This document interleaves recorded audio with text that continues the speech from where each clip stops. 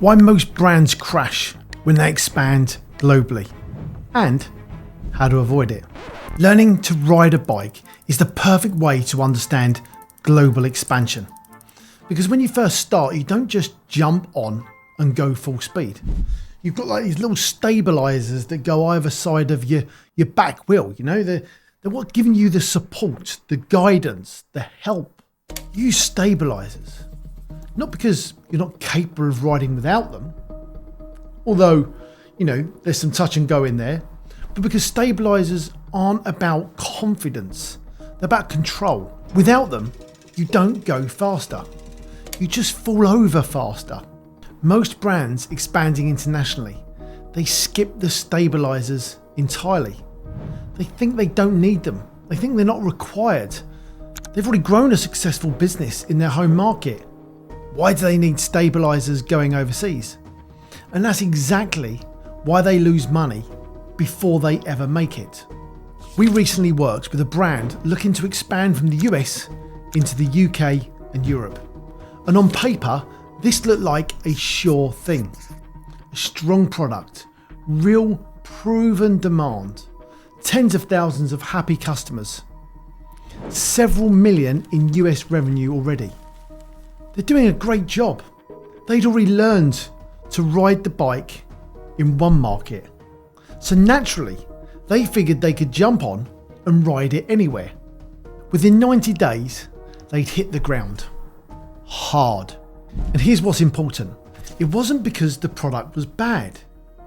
It wasn't because there was no demand. It was because they treated a completely different terrain like it was the same road.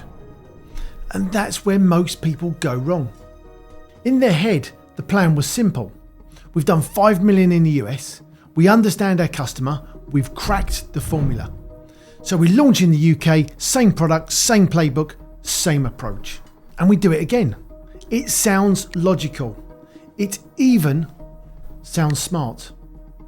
But here's what they didn't account for. They weren't riding the same bike.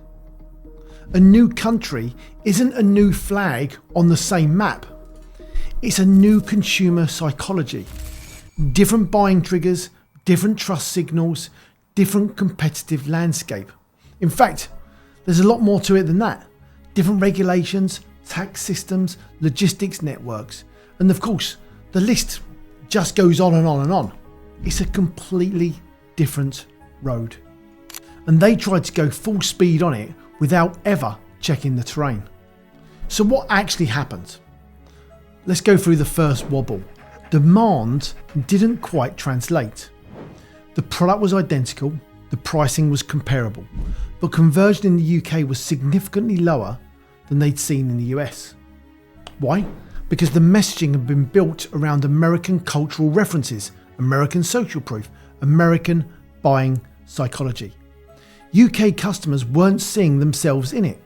They weren't feeling the same pull to the brand that they'd experienced before. It's like trying to ride on gravel when you've only ever ridden on tarmac. The bike is the same, but the surface behaves completely differently.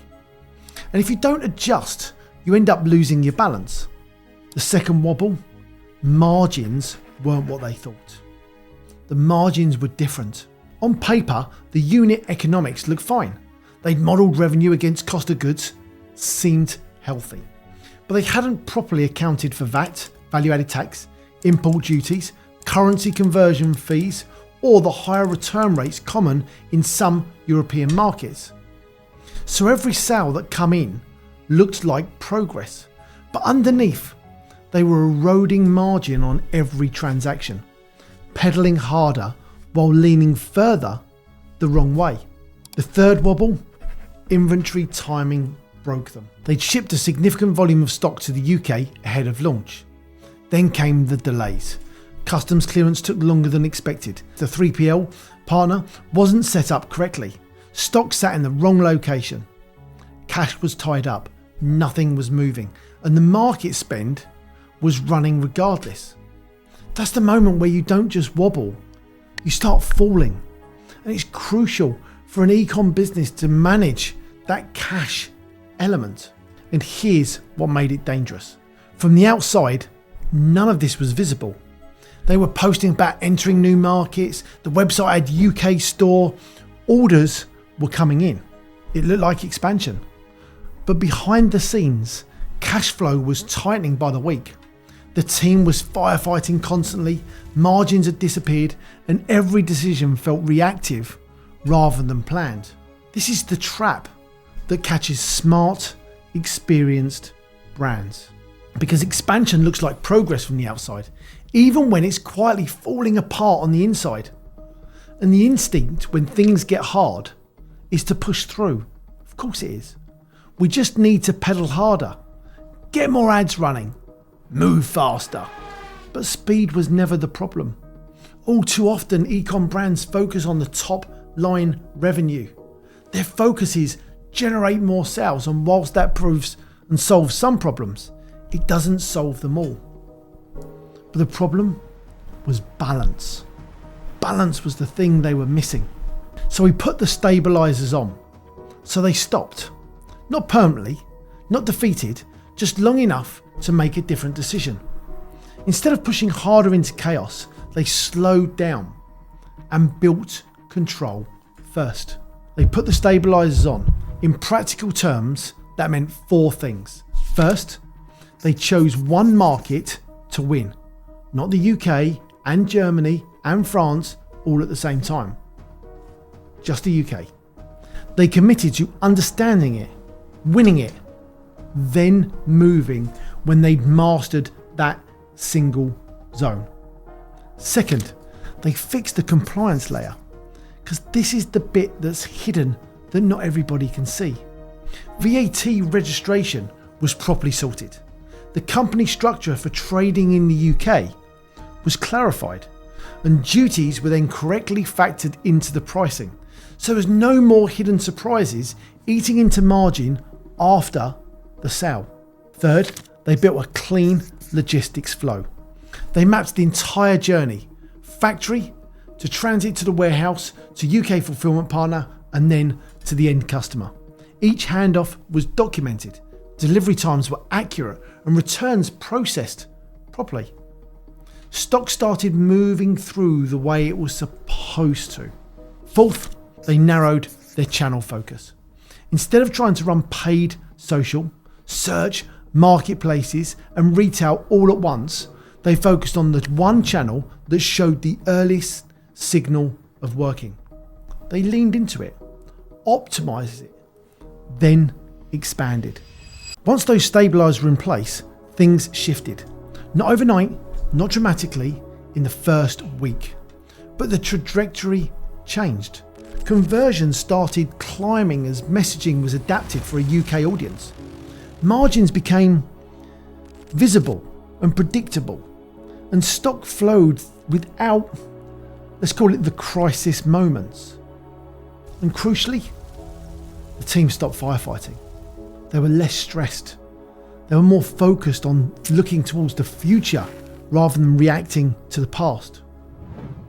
When you're not constantly putting out fires, you can actually make good decisions. You can see clearly and you can move with purpose. They weren't going faster yet, but they weren't falling anymore. And that's the point that most people miss. Stability comes before speed.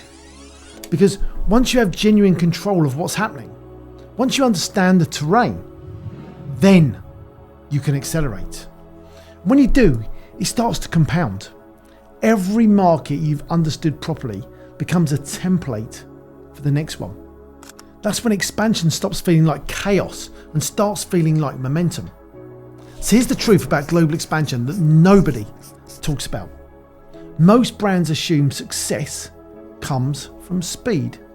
The faster you move, the more markets you enter, the more products you push, the more you'll win. But sometimes the opposite is true.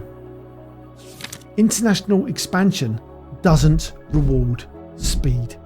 It rewards sequencing. The brands that scale globally and actually hold the margin actually build sustainable revenue across multiple countries. They don't rush it. They don't skip steps. They don't try to ride before they've got the balance. They get the structure right.